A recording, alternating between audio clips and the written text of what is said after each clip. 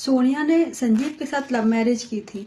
दरअसल वो जिस कॉलेज में पढ़ती थी, मतलब जिसमें वो कराटे वगैरह सीखती थी, उसी में संजीव भी आता था। संजीव एक नॉर्मल फैमिली से था भाई, वो इतने पैसे वाला नहीं था जितनी, और ये जो सोनिया काफी पैसे वाली थी, लेकिन जो संजीव था वो मिडिल फैमिली से बिलोंग करता था। लेकिन जैसे तैसे करके रेलूराम पुनिया, मतलब वो जो सोनिया थी वो रेलूराम पुनिया से जबरदस्ती करवा के अपनी शादी संजीव से करवा लेती है। लेकिन भाई वो ये सोचती थी कि जैसा रुतबा मेरे पापा का है शायद वैसा ही संजीव का भी रहे। उसके लिए वो प्रॉपर्टी के लिए अपने पापा से कहती थी कि भाई तुम ये 45 बीघा प्रॉपर्टी बेच दो और मुझको वो पैसे दे दो, जिससे मैं अपने, मतलब जिससे मेरा हस्बैंड कोई बिजनेस कर सके। लेकिन जो उस प्रॉपर्टी को बेचने के बीच में उसका भाई आ रहा था, यानी कि सुनील आ रहा था। सुनील का कहना ये था कि भाई तुम प्रॉपर्टी, अपने पापा से कहता था कि आप प्रॉपर्टी मत बेचो, प्रॉपर्टी की जगह इसको पैसे दे दो, क्योंकि प्रॉपर्टी बड़ी मुश्किल से बनाई है। इस वजह से जिसके लिए सोनिया का और सुनील का एक बार इतना झगड़ा हुआ था कि सोनिया ने अपने पति की पिस्टल निकाल के उस पे सुनील पर पिस्टल तान दी थी। उससे कह दिया था कि अगर तुम ज्यादा बोलोगे तो मैं तुमको मार दूंगी। जो ये बात रेलूराम पुनिया के बेटे ने घर आके अपने पापा को बताई, यानी कि रेलूराम पुनिया को बताई कि सोनिया ने उसके साथ ऐसा ऐसा किया है। जिसके बाद रेलूराम पुनिया को बहुत गुस्सा आया और उन्होंने ये भी बोला कि अब हम तुमको प्रॉपर्टी नहीं देंगे। हाँ, अगर तुमको पैसे चाहिए हैं तो पैसे दे सकते हैं हम तुमको बिजनेस के लिए, लेकिन हम तुमको प्रॉपर्टी बेचने नहीं, मतलब प्रॉपर्टी बेच के पैसे नहीं देंगे। जिसकी वजह से उसी दिन सोनिया ने सोच लिया था कि मैं इस घर में किसी को भी नहीं छोड़ूंगी। तभी ये प्रॉपर्टी मेरे हाथ में आएगी जब इस घर का एक एक इंसान मर जाएगा, इस घर के एक एक इंसान को मैं मार दूंगी। वैसा ही पूरा प्री प्लान किया था सोनिया ने और संजीव ने। सोनिया इतनी क्रूर थी, इतनी निर्दयी थी, जिसको ये नहीं लगा कि उसके घर में जो 45 दिन की उसकी भतीजी थी, उसने उसको भी बहुत बुरी तरीके से मार दिया। फिर दिन आता है 23 अगस्त को, जिस दिन 24 अगस्त को प्रियंका सोनिया का बर्थडे होता है। लेकिन सोनिया के ससुराल में कोई एक्सपायर हो जाता है तो उसका बर्थडे सेलिब्रेट नहीं करते हैं वो वहां पे। तो सोनिया का हस्बैंड कहता है चलो तुम्हारे घर पे ही हम बर्थडे सेलिब्रेट करेंगे। और उसकी मम्मी, सोनिया की मम्मी भी बोलती हैं आ जाओ यहीं पे बर्थडे सारे लोग मिलकर सेलिब्रेट करेंगे। जिसमें सोनिया अपनी बहन को हॉस्टल से साथ में लेके आती है, पापा साथ टाइम में लेके आती है और कहती है चलो घर पे चल के बर्थडे सेलिब्रेट करेंगे इस बार सबके साथ में। बर्थडे होता है 24 अगस्त को, लेकिन वो 23 अगस्त को ही बर्थडे सेलिब्रेट करते हैं। जिसमें कि वो बाहर से केक, पेस्ट्री वगैरह सब कुछ लेके आते हैं, पटाखे वगैरह लेके आते हैं। पूरा ये सब प्री प्लान था, इसमें कुछ ऐसा नहीं था कि बाद में हुआ हो कुछ, सारा प्री प्लान कर रखा था उन्होंने। ये पूरे मारने की एक प्लानिंग थी सारे लोगों को। उसके बाद सोनिया घर आती है। घर आने के बाद वो सबके पास जाके मिलती है। हालांकि वो जो रेलूराम पुनिया थे वो सोनिया से गुस्सा थे उस वजह से, क्योंकि उसने सुनील पर पिस्टन तान दी थी और उससे झगड़ा किया था। सुनील भी उससे गुस्सा था, लेकिन वो अब वो इतना सातिर दिमाग की थी कि वो जाके सबको मना लेती है। वो सुनील को भी मना लेती है और बर्थडे में आने के लिए सबको इनवाइट करती है कि सारे लोग बर्थडे में आओ, हम आज प्यार से बर्थडे मनाएंगे, सब कुछ करेंगे। और वो 24 की जगह 23 को ही बर्थडे मनाती है और कहती है कि 24 को बाहर से लोग आएंगे, उनके साथ हम बर्थडे सेलिब्रेट करेंगे। इसीलिए जैसा कि फैमिली थी भाई, पैसे वाली फैमिली थी, तो वहां पे बर्थडे, कोई भी त्योहार बड़े धूमधाम से मनाया जाता था। वैसे ये बर्थडे भी मनाया जाता है। इसमें अच्छे से सारे लोग सेलिब्रेट करते हैं। सिर्फ घर के फैमिली के ही लोग होते हैं, कोई बाहर से नहीं आता है। जिसमें कि पहले खाना पीना होता है, उसके बाद ड्रिंक वगैरह होती है। और सोनिया बोलती है कि मेरे को खीर खानी है, खीर बनाओ। तो मतलब रात के टाइम पे खीर बनाई जाती है, जिसमें कि सोनिया कुछ ऐसा मिला देती है कि सोनिया उसमें अफीम मिला देती है और कुछ ज्यादा ही मात्रा में, जिसको सारे लोग खाने के बाद बेहोश हो जाते हैं और एक एक करके अपने रूम में जाके सोते ही बेहोश हो जाते हैं वो लोग। उसके बाद फिर शुरू होता है सोनिया अपना खूनी खेल शुरू करती है, जिसमें वो सबसे पहले रेलूराम पुनिया के पास जाती है, उनके कमरे में जाती है और उनको थोड़ा सा टटोल के देखती है कि कहीं ये जग तो नहीं रहे हैं, कहीं ये होश में तो नहीं है।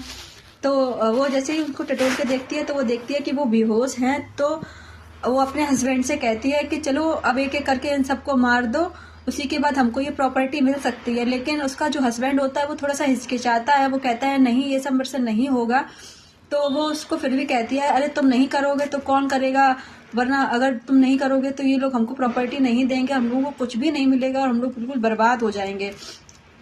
लेकिन उसके बाद उसका हस्बैंड संजीव कहता है, मतलब वो संजीव से कहती है कि निकालो अपनी पिस्टल और इन लोगों को एक एक करके मार दो।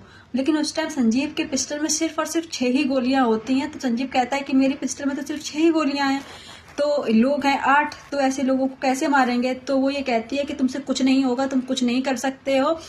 फिर वो नीचे जाती है, नीचे गैराज में जाके एक लोहे की रॉड लेके आती है और उसके बाद उस रॉड को लाके संजीव को देती है और कहती है लो ये रॉड और एक एक करके इन सबको मार दो, है ना। इन लोगों से मैं बहुत ज्यादा नफरत करती हूँ, मैं इन लोगों को देखना भी पसंद नहीं करती हूँ, इनकी वजह से आज मैं इस हाल में हूँ ना, वरना आज हम लोग बहुत खुश होते हैं। लेकिन ये बहुत जल्दी पूरा होगा, इन लोगों को मारने के बाद हम लोग सुकून से रहेंगे, चैन से रहेंगे और आराम से रहेंगे।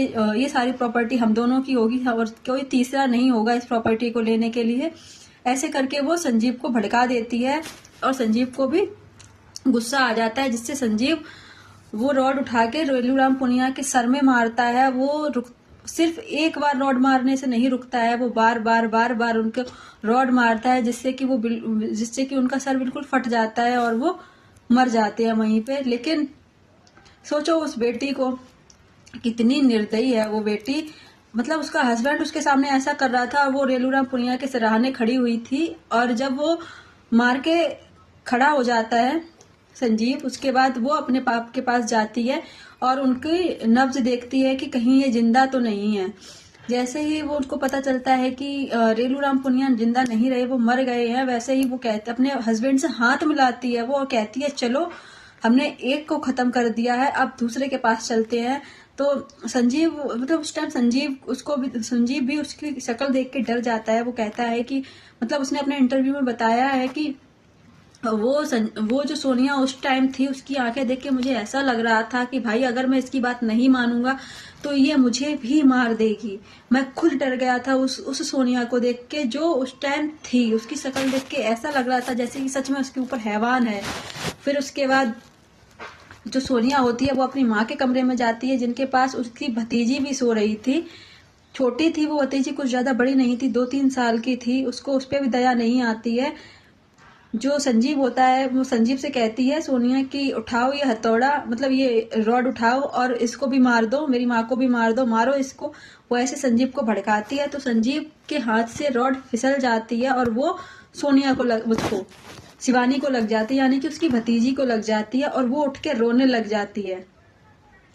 तभी संजीव एक जोरदार से रॉड मारता है उसके सर में, जिससे एक ही रॉड मारने से शिवानी की भी डेथ हो जाती है। और उस टाइम सोनिया अपनी माँ के मुंह पे तकिया रख के दबा के खड़ी थी, कहीं ये इसकी आवाज ना निकल जाए, कहीं ये चिल्ला ना दे जिससे कोई और जग जाए। उसके बाद संजीव उसकी माँ को भी एक के बाद एक रॉड मारता है और उसकी माँ की भी वहीं पे हत्या हो जाती है।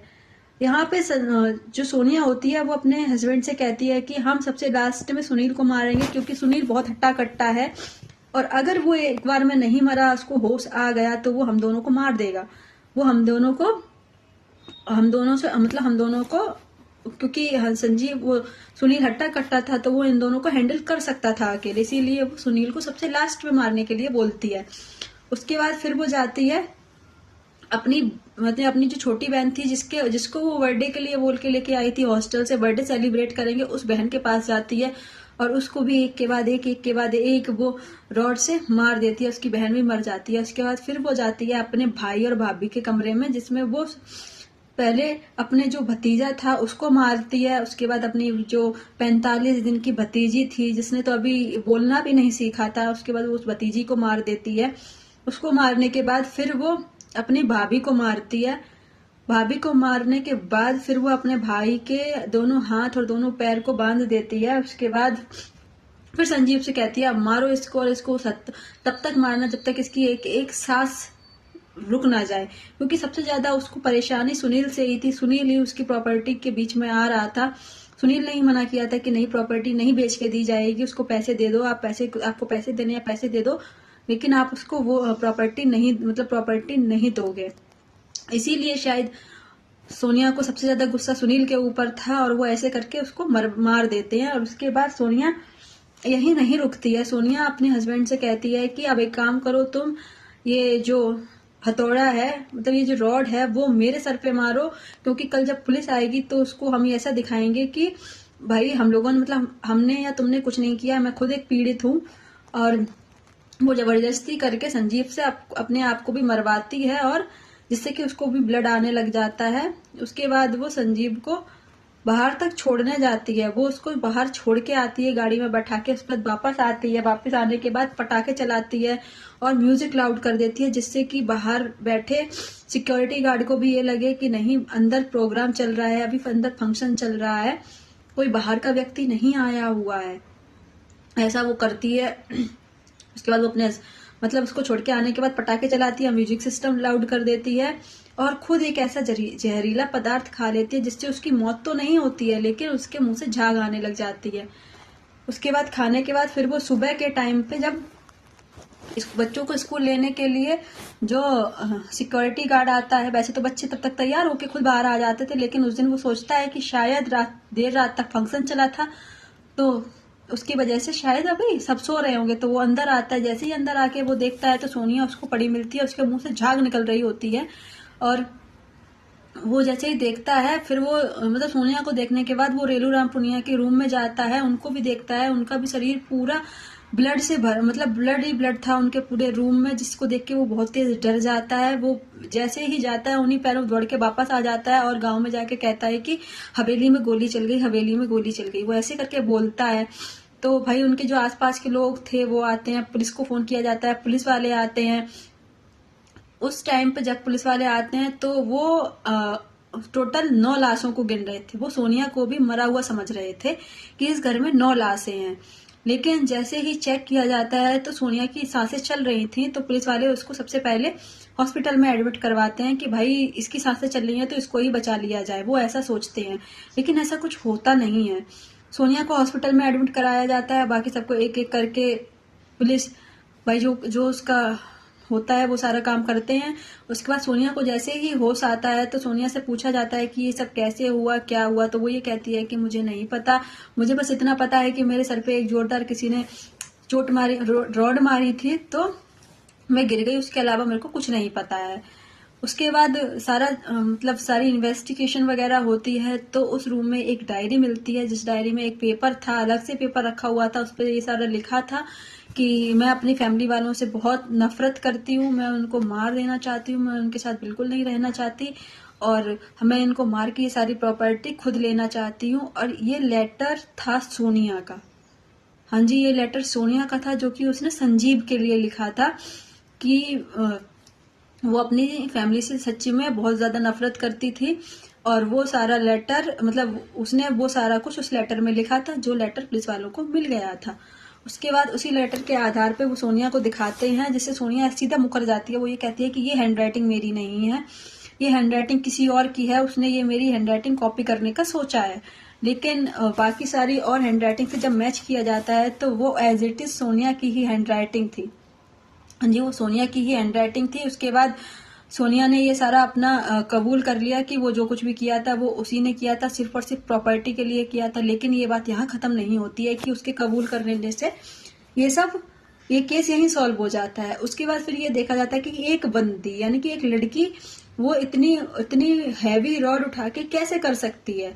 उसके बाद फिर जो उनके सिक्योरिटी गार्ड था उसको बुलाया जाता है, तो उसका भी बयान लिया जाता है। तो वो ये कहता है कि जो सोनिया थी वो एक बार नीचे आई थी, नीचे आने के बाद वो उसमें गैराज में गई थी, गैराज से उसने एक रॉड निकाली थी, वो रॉड लेके ऊपर गई थी, और उसके बाद फिर वो वापस नहीं आई थी, ऐसा करके वो बोलती है। फिर उसके बाद मतलब सोनिया से पूछा जाता है, जब उसके बाद संजीव को ढूंढा जाता है, संजीव फरार हो चुका था उस टाइम, लेकिन फिर वो मिल जाता है। उसके बाद संजीव से थोड़ी कड़ाई से पूछताछ करती है पुलिस, तो वो बताता है, मतलब वो टूट जाता है और वो सारा कुछ सच बता देता है कि कैसे कैसे करके सारा क्या हुआ था। और उसके बाद फिर सोनिया को मतलब संजीव को सोनिया के सामने लेके आया जाता है, जिसको संजीव को देख के वो सोनिया खुद टूट जाती है और सारा कुछ बता देती है कि उसने क्यों, कैसे, कब किया, वो सारा कुछ पुलिस को बताती है। उसके बाद फिर उसको जेल होती है। जेल होने के बाद भाई उनको, मतलब जो जज होते हैं वो इसको फांसी की सजा बोल देते हैं, फांसी की मतलब फांसी पर चढ़ाने के लिए बोल देते हैं कि भाई उनका क्राइम ही कुछ ऐसा था, एक घर के 8-8 लोगों को उस लड़की ने मार दिया था, मतलब बिल्कुल बेरहमी से मार दिया था उसको। सोचो, चलो बड़े तो बड़े, उसको एक 45 महीने भी नहीं, दिन की थी वो बेटी, मतलब उसकी भतीजी, उसको भी दया नहीं आई थी उसके ऊपर, जिसका नाम प्रीति था, उसको उसके ऊपर भी दया नहीं आई थी। उसके बाद हमारे यहाँ का कानून इतना बेकार है कि आज के टाइम में वो बाहर है, और अब वो पूरी तरीके से बाहर आ गई, कोई बेल पे नहीं, किसी पे भी नहीं, उसको छोड़ दिया गया, उसकी फांसी की सजा भी कैंसिल हो गई, और आज वो और संजीव दोनों बाहर आराम से घूम रहे हैं। और उस फैमिली में अभी सिर्फ मतलब अभी उसके जो रेलू राम पुनिया थे उसके भाई भतीजे रह रहे हैं। उनको भी डर है कि जैसे उसने, सोचो जब अपने सगों के साथ वो ऐसा कर सकती है, तो भाई भतीजे उनके, मतलब उसके ताऊ चाचा तो बहुत दूर हैं, तो उन लोगों को भी ये डर है कि कहीं ये सोनिया हम लोगों के साथ भी ऐसा ना करे। बाकी आप लोग क्या कहते हो इस स्टोरी में, आपका क्या सोचना है, तो प्लीज एक बार कमेंट में जरूर बताइए। Thank you so much for watching.